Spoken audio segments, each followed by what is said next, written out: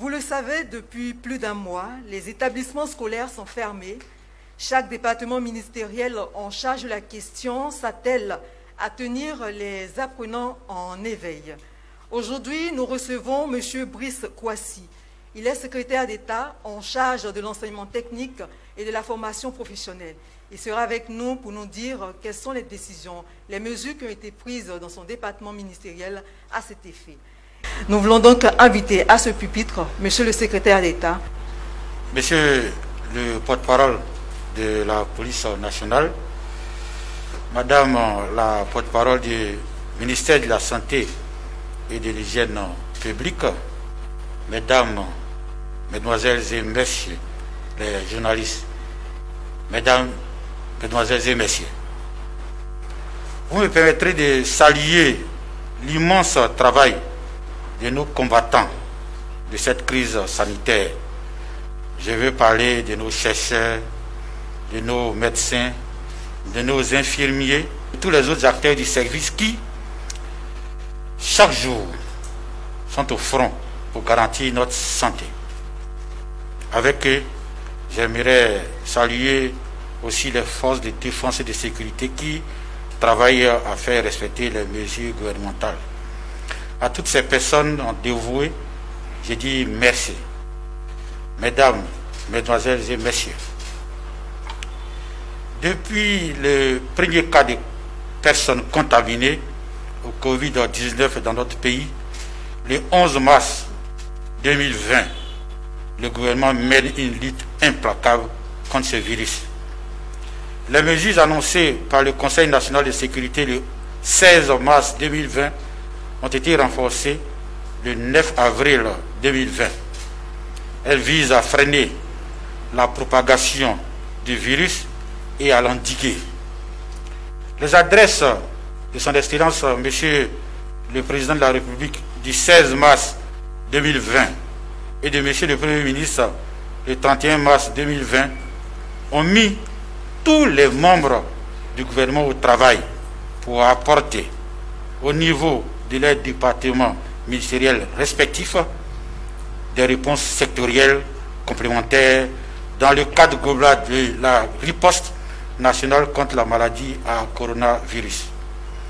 Au niveau du secteur éducation-formation, la pandémie a entraîné la fermeture des classes depuis le 16 mars 2020 pour une durée de 30 jours. Cette mesure suspensive a été prorogée par le Conseil des ministres du 15 avril 2020 pour la période allant du 17 avril au 17 mai 2020. Que devrions-nous faire pour occuper sainement nos apprenants et leur éviter de se retrouver à la rue? Dans cette période délicate, il était indispensable de maintenir entre les différents acteurs du secteur éducation-formation un contact permanent qui permettra de diffuser et de relayer les informations relatives à la lutte contre la pandémie et d'assurer la continuité des apprentissages. Nous devions préserver les acquis de l'année en cours. C'est pour relever ces challenges que le ministère de l'Éducation nationale, de l'enseignement technique et de la formation professionnelle a pris une série de mesures visant à assurer la formation à distance à travers la télévision, la radio, les web TV et les plateformes en ligne. Quels en étaient donc les objectifs? Concernant le secrétariat d'État chargé de l'enseignement technique et de la formation professionnelle, tenant compte des spécificités de notre domaine, notre réponse au Covid-19 vise les objectifs suivants. Assurer la continuité des formations, maintenir les interactions entre apprenants et enseignants sur la plateforme, guider les utilisateurs de la plateforme, assurer la continuité du travail dans les structures du secrétariat d'État. Enfin, relayer les mesures et gestes barrières édictées par le gouvernement. Pour ce qui est d'assurer la continuité des formations, nous avons mis en ligne la plateforme pédagogique dénommée www.maformationenligne.cpntic.ci. Elle est gratuite. et met à disposition des apprenants de toutes les filières et de tous les niveaux de l'enseignement technique et de la formation professionnelle des cours et des exercices. Déjà, à ce jour, nous comptons plus de 470 cours disponibles. La plateforme continue d'être enrichie. Son taux de fréquentation moyen est de 480 utilisateurs par jour. Pour ce qui est de maintenir les interactions entre apprenants et enseignants, la plateforme dispose de forums. Pour chaque cours, un forum permet à un enseignant de répondre aux questions des apprenants. Ils peuvent ainsi, à bonne date, recevoir les exercices et être en interaction permanente avec les enseignants. Pour ce qui est de guider les utilisateurs de la plateforme, un centre d'assistance technique ou call center est ouvert chaque jour de 8h à 22h.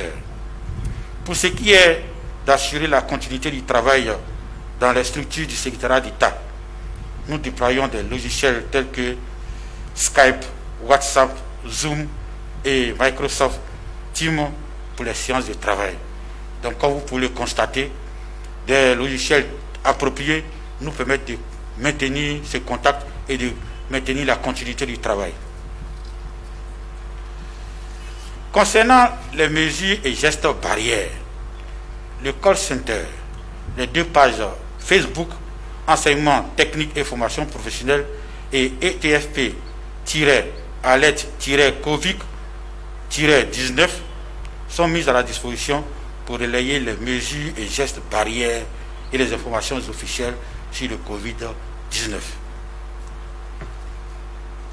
Quelles sont les perspectives que nous entrevoyons au niveau du secrétariat d'État en charge de l'enseignement technique et de la formation professionnelle? 1. L'alternative de la formation à distance. Dès notre arrivée à la tête du secrétariat d'État auprès du ministre de l'Éducation nationale, de l'enseignement technique et de la formation professionnelle, chargé de l'enseignement technique et de la formation professionnelle, nous avions instruit nos collaborateurs à l'effet de trouver des alternatives à la formation en présentiel. Le dispositif de formation en ligne était donc en préparation depuis septembre 2019, d'où la promptitude de notre réaction dès que cette crise est survenue. Ce nouveau mode de formation, communément appelé e-learning, sera définitivement intégré dans notre ordre d'enseignement. Avec cette crise, la formation en ligne est devenue une composante mondiale qui est en vigueur partout. Il est de notre devoir d'amener les Ivoiriens vers cette formation en ligne qui positionne notre pays au rang des pays à la pointe de l'éducation numérique. Cette crise impose à tous d'acquérir de nouvelles compétences numériques et digitales. 2. Les formations par apprentissage.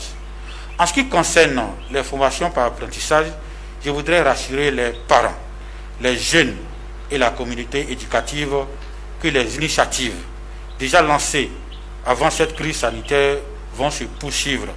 Il s'agit notamment de la poursuite du recrutement de 6 000 jeunes pour les formations par apprentissage lancées depuis février 2020 dans les établissements de formation professionnelle. L'acquisition de 30 nouvelles unités mobiles de formation pour porter la formation vers les populations vivant dans les zones les plus reculées. En guise de conclusion, en espérant la fin de cette crise que nous souhaitons dans les plus brefs délais, le secrétariat d'État en charge de l'enseignement technique et de la formation professionnelle s'active à assurer la continuité de la formation et le fonctionnement de ces structures. Comme le dit Madame le ministre de l'Éducation nationale, de l'enseignement technique et de la formation professionnelle, école fermée, mais cahiers et livres ouverts.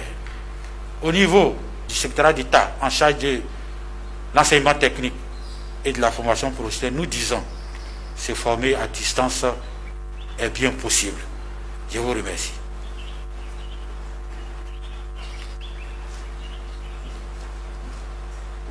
Chers amis journalistes, nous en arrivons au point des questions. En attendant que quelqu'un veuille se décider, Monsieur le ministre, je vais vous remonter une question des réseaux sociaux concernant les cours qui sont en ligne. Vous avez indiqué qu'il y a 470 cours en ligne. La question est de savoir, est-ce que ce sont des cours de progression ou des cours de maintien de niveau qui sont en ligne? J'aimerais déjà remercier toutes ces personnes qui nous suivent et qui ont bien voulu nous faire part de leurs préoccupations. Notons déjà que nous avons, depuis le début, reçu beaucoup d'appels concernant la pratique et concernant aussi les difficultés quant à l'accès à l'outil informatique. Mais j'aimerais déjà dire que concernant la pratique, nous avons effectivement pensé à cette donne. Aujourd'hui, ce que nous faisons jusqu'à présent, ce sont des cours théoriques. Je précise bien, des cours théoriques. Si la situation venait à durer, il est évident que nous allons penser à prendre en compte le volet pratique. Effectivement, quand je prends la spécificité de notre secteur, c'est sûr que, outre la formation théorique, outre les cours théoriques, il faut également penser à la pratique. Et nous y avons déjà pensé et j'aimerais rassurer les apprenants, rassurer les parents d'élèves. Cette composante est effectivement prise en compte. Nous allons faire en sorte que, outre les cours théoriques, que la pratique vienne par la suite, comme dans notre progression habituelle prévue, et faire en sorte qu'il y ait une formation et théorique et pratique, une formation pratique, une formation théorique, donc une formation complète qui permette à tous nos apprenants d'être bien formés. J'aimerais vous rassurer à ce niveau-là. Concernant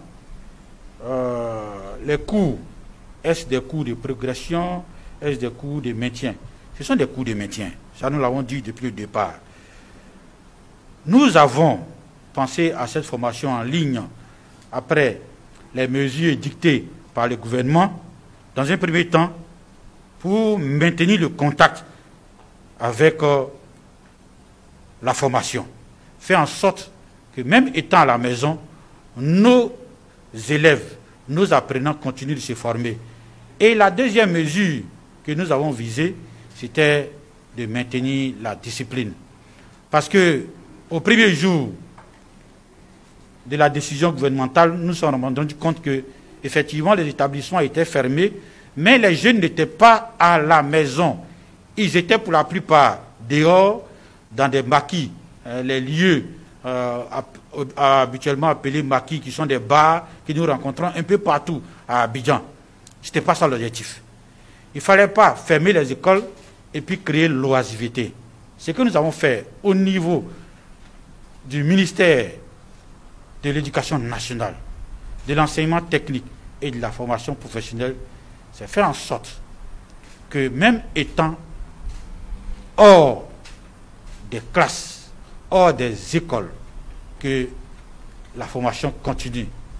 D'où, vous avez dû l'entendre, notre slogan, les écoles sont certes fermées, mais les cahiers et les livres restent ouverts pour que nos apprenants ne se retrouvent pas dans les rues, dans les boîtes de nuit, dans les bars et ne soient pas oisifs.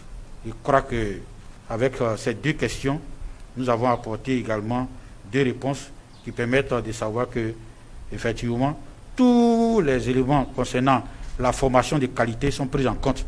À savoir que la théorie, certes, mais que la pratique soit également au rendez-vous de cette formation-là.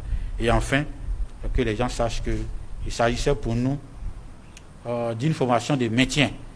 Il ne s'agit pas d'une évaluation formative, il ne s'agit pas d'évaluation sommative non plus.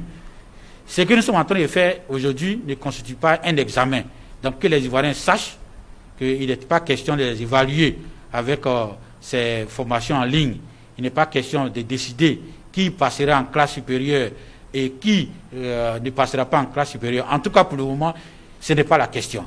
Il s'agit principalement et prioritairement de faire en sorte que même étant à la maison, que la formation continue. Même quand nous avons fermé les établissements, les écoles, que les cahiers et les livres restent ouverts. Je vous remercie.